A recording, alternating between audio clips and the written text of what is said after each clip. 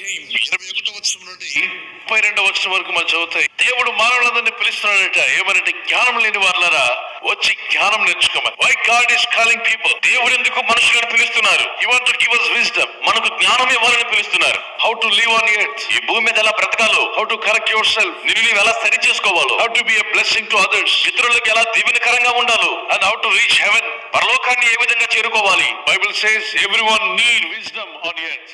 Bible సెలవిస్తుంది, భూమి మీద ప్రతి ఒక్కరికి జ్ఞానం ఎంతో అవసరం. జ్ఞానం లేకుండా ఇల్లు కట్టలేమంట. ఏది కట్టాలన్నా కట్టుట అనేది ఒక జ్ఞానంతో కూడింది. సో జ్ఞానము గల స్త్రీ ఇంటిని కట్టును అని సామెత 14:1-2 రాయబడింది. జ్ఞానము గల పురుషుడు ఇంటిని కడతాడు, జ్ఞానం గల స్త్రీ ఇంటిని కడుతుంది. మూఢురాలు ఇంటిని పాడు చేసుకుంటుంది. మూఢుడు తనకున్న ఆస్తిని పాడు చేసుకుంటాడు, తనకున్న ధనాన్ని పాడు చేసుకుంటాడు. వ్యర్థమైన వాటి మీద పెట్టి మనసు వ్యర్థమైనవి, అవి ఉపయోగానికి రావు, పనికిరావు. అయినప్పటికీ తన కష్టపడినంత కూడా మూఢత్వం ఉన్నప్పుడు మనిషి మైండ్ లో వ్యర్థమైన వాటన్నిటి ఖర్చు పెట్టేసి పాడు చేసుకుంటాడు. మళ్ళీ ఎంత కష్టపడితే వస్తుందో అన్నది ఆలోచన లేకుండా ఆ క్షణమాత్రపు సుఖభోగాలకు లేదంటే చిన్న చిన్న విషయాలకు వాటన్నిటిని ఖర్చు చేసి తర్వాత బాధపడతారు. మూఢత్వం మనకు రాకుండా చూసుకోవాలి. అయితే దేవుడు మానవులు ఎందుకు పిలుస్తున్నాడంటే జ్ఞానం మనకి ఇవ్వడానికి. ఈ జ్ఞానం వల్ల ఏం కలుగుతుందంటే నీ ఆత్మీయ జీవితం రక్షణలోకి వస్తుంది. జ్ఞానం అనేది ప్రతి వ్యక్తికి అవసరం. ప్రసంగి 7:11 సూర్యుని కింద బ్రతుకు వారికి జ్ఞానం అవసరం అన్నాడు. జ్ఞానం వల్ల మనిషి మారిపోవడానికి అవకాశం ఉంది. జ్ఞానం కలిగిన వ్యక్తులు ఎప్పుడు ఒకే విధంగా ఉండరు. వాళ్ళు ఎప్పటికప్పుడు తమను తాము మార్చుకుంటూ ఉంటారు.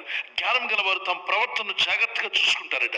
నేనేం మాట్లాడుతున్నాను, నేనేం చూస్తున్నాను, నేనేం ప్రవర్తిస్తున్నాను, నా ఇంటి పట్ల ఎలా ఉన్నాను, నా కుటుంబ పట్ల ఎలా ఉన్నాను, నా డబ్బుని ఎలా వాడుతున్నాను, నేను దేవుని దృష్టిలో ఏ విధంగా ఉన్నాను అని తను తాను పరీక్షించుకున్నవాడు జ్ఞానం గలవాడట. జ్ఞానులు జ్ఞాన పరిశోధన చేస్తూ ఉంటారు. జ్ఞానులు ఖాళీగా కూర్చోరు. వారికి సమయం దొరికిందంటే ఈ సమయాన్ని దేనికి పెడదాం, ఈ సమయం ద్వారా దేన్ని నేర్చుకోవాలి, దేనికోసం ఈ సమయాన్ని ఉపయోగించాలని ప్రతి నిమిషం కూడా వారు వ్యర్థం చేసుకోకుండా సమయాన్ని వాడుకుంటారు.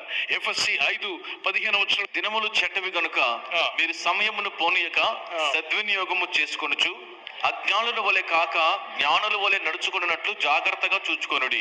అజ్ఞానుల వలె కాక జ్ఞానుల వలె నడుచుకున్నట్లు జాగ్రత్తగా చూసుకోండి. అజ్ఞానిగా నడవద్దు, జ్ఞానిగా నడవమంటున్నాడు దేవుడు. అజ్ఞానిగా జీవించకు, జ్ఞానిగా జీవించు. అజ్ఞానులు ఏం చేస్తారు? సమయాన్ని టైం పాస్ చేస్తారు, సమయాన్ని పోగొడుతూ ఉంటారు. జ్ఞాని ఏం చేస్తాడు? సమయాన్ని వాడుకుంటూ ఉంటాడు. నువ్వు సమయాన్ని సద్వినియోగం చేసుకోకపోతే అందరూ దాటి వెళ్ళిపోతారు. నువ్వు ఎక్కడేసిన గోగలు అక్కడే ఉంటావు. అందుకే దేవుడిని అడగాలి, జ్ఞానం ఇవ్వు దేవా, ఈ రోజున ఎలా వాడుకోవాలి. జ్ఞానం ఇవ్వు దేవా, ఈ సంవత్సరాన్ని ఎలా వాడుకోవాలి సాయం చేయి. జ్ఞానం ఇవ్వు తండ్రి, నా ధనాన్ని ఎలా వాడుకోవాలి, నా టైం నేను ఎలా వాడుకోవాలి, నా జీవితాన్ని ఎలా గడపాలి అనే జ్ఞానాన్ని మనం అడిగి తీసుకోవాలి. జ్ఞానం అనేది మన జీవితాన్ని మార్చివేస్తుందట.